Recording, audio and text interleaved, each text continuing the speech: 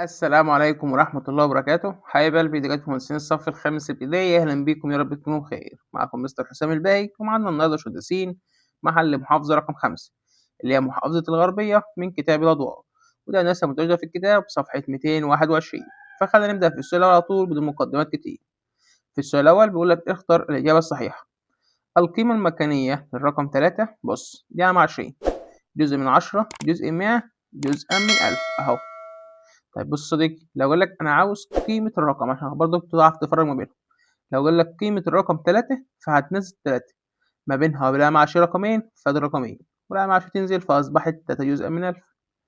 السؤال بعد كده بيقول لك الصيغة الممتدة دهيّة تمثل عدد نقط، آدي علامة 20 جزء من 10، جزء من 100، جزء من 1000 أحاد عشرات مئات، ال4 موجودة في خانة جزءًا من 100 أهيّة، ال3 في خانة جزءًا من 10، وال2 في خانة الآحاد، وال1 في خانة العشرات. فأصبحت 12 صحيح و34 جزءًا من 100. العدد الأولي الذي مجموع عوامله، لما يقول لك مجموع عوامل العدد الأول هندسة فتنقص واحد، ف18 ناقص واحد ب17. طب لو قال لك الفرق برافو عليك هتروح تزود واحد. طب هنا هندسة بص الصفرين ينزلوا 17 على 17 فالواحد فأصبحت فيها المية. عند ضرب العدد 9 من 10 تمام مضروبة في كام ديت في المية. أول حاجة الصفرين ينزلوا والواحد بتسعة بتسعة والعلامة على الشهادة رقم تنزل بعد رقم. ده يا مستر الواد العام عشرية صفر خلاص امسحه فأصبحت 99 اللي هو الاختيار الأخير. طب ده يا صديقي هنا يا صديقي كام؟ 58 أدي التمانية مع الخمسين، 8 مع 50 متوكلة كام؟ 40 والأربعين واتنين واتنين، 40 زائد اتنين يبقى ب42 اللي هو الاختيار التاني.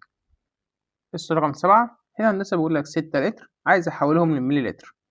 فهنضرب يا مستر الستة تنضرب في كام أو اللتر الملي لتر تنضرب في كام؟ في 1000 والستة في 1000 اللي هي عبارة عن 6000 واللي هو الاختيار الأخير.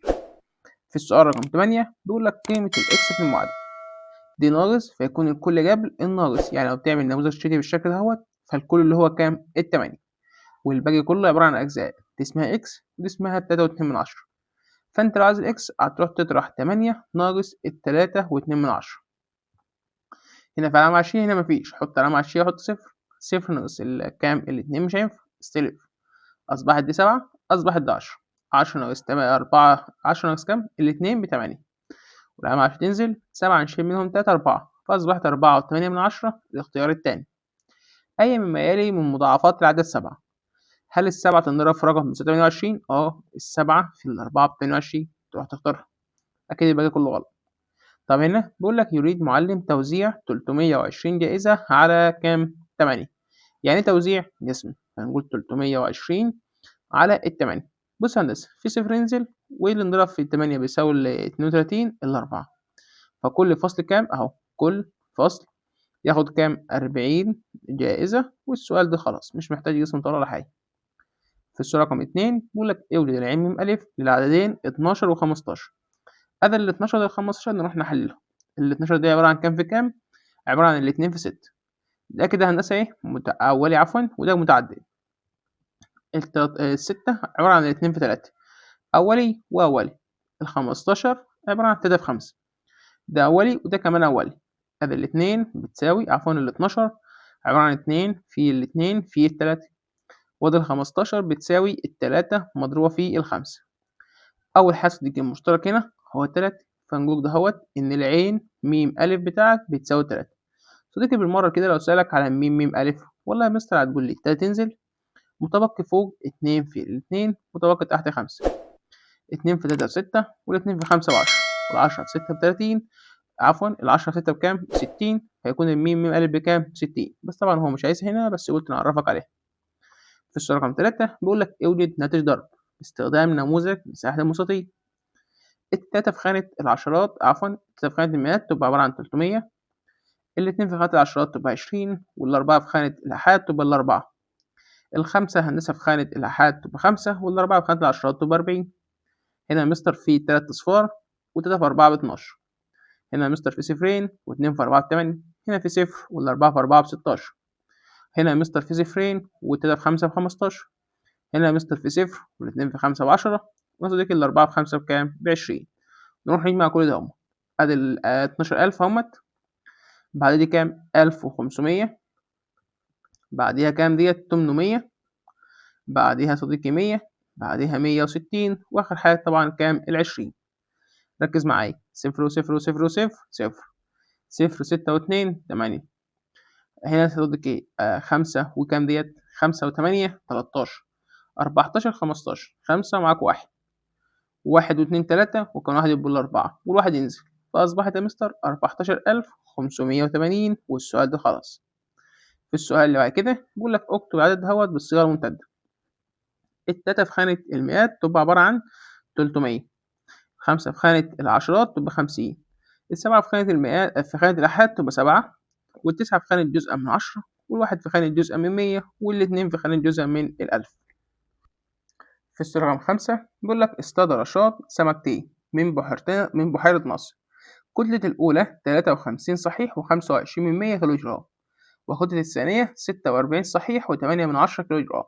عايز كتلة السمكتين معا يبقى يروح يجمع، فنقول إن هو 53 صحيح و25%، نجمع عليهم 46 صحيح و8، وأنت بتجمع ولا صديقي العلامة على الشيء هنا رقمين وهنا رقم حط صفر. صفر وخمسة 5 كام 8 و2 10، صفر ومعاك الواحد جاب لك العلامة على الشيء تنزل، 1 و6 7، 7 و3 10، صفر ومعاك واحد، 1 و4 5، 5 و5 10.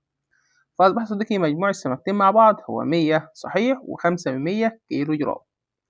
في السؤال رقم 6 خلينا نطلع الذكاء الهندسي فوق شوية، يلا بينا. بيقول لك عايز حل العدد دوت العوامل الأولية.